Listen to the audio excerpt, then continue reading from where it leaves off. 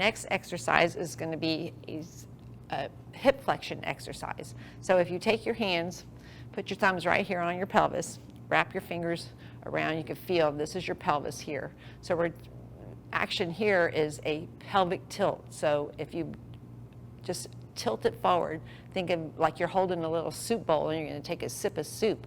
So you're right here, you're going to soup, little sip of your soup right here. So think about if you bring your hands here, this is your hip flexors here. So it's hip flexion. When you lean forward into hip flexion, then your stomach muscles get tight. So if you don't feel that your stomach muscles are tight, then you're in spinal flexion. So start here, nice and tall, coming forward with hip flexion. If your belly stays tight, when you stand up, it naturally relaxes, it lengthens. Here, it tightens. So when we go into hip flexion and we extend, these muscles back here are the ones that stand you up. This is hip extension. So nice and tall coming back. So you want to think about once you get into hip flexion that you keep this stomach muscles tight as you exhale coming back into hip extension, standing yourself up straight so that you're working those muscles together. Belly stays tight, bottom gets tight at the same time as you're standing yourself up. So this is how we're going to do it. Starting in position, toes are pointed forward, knees have that baby bend in them, nice soft knees. You want to unlock the knees, everything gets nice and tight. Little tilt forward with your bottom, shoulders stay back, chin stays back. Let's take a big breath here, just relax those shoulders, inhaling and exhaling. So we're just going to start slow. We're just coming forward first, bringing your weight forward to the balls of the feet. Feel where your weight is, connect your brain to your feet. Feel that you're just on the balls of the feet and coming back to center.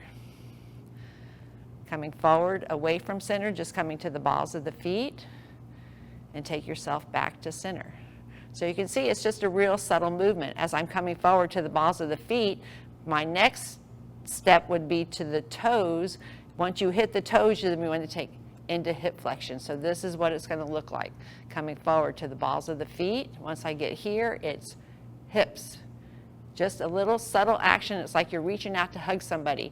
Make sure that you feel those stomach muscles are tight. As you stand up, you're exhaling. Belly and bottom, everything working together nice and tight.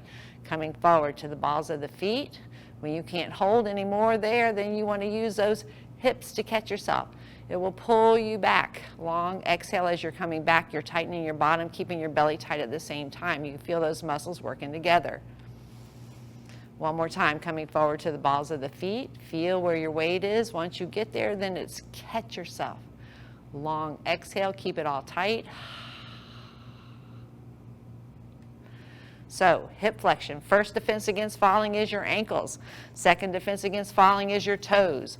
Third defense against falling is your hips. Coming forward to the balls of the feet. I feel my toes. I have to catch myself. Long exhale. Our next defense would be to take a step. So if I start to fall, I'm coming forward to the balls of the feet. I'm coming forward to the toes. I'm going to hips and catch myself. So what I want you to think about here is when you're taking that step, that it's not a giant step. We want you to keep the heel on the floor nice and stable so that this is a better stable position here than if I'm stepping big and I come out here. I'm not as stable, I'm more wobbly. So we're trying to train our brain, train our body with that muscle memory that if I do start to fall, I want to plant myself into a small step. So let's step with the opposite foot, coming forward to the balls of the feet. I'm catching to my toes, I'm using my hips, I'm going to catch myself. Heel stays down, nice and stable right here. Bring that back leg forward, close your step. Make sure that you're safe. If you need to use your chair, use your chair. Coming forward to the balls of the feet. Coming forward, I'm at my toes, I use my hips and catch. So it's a small step, heel stays down. So that would be your fourth defense against falling, is taking that step. Back foot, heel comes up and close your step.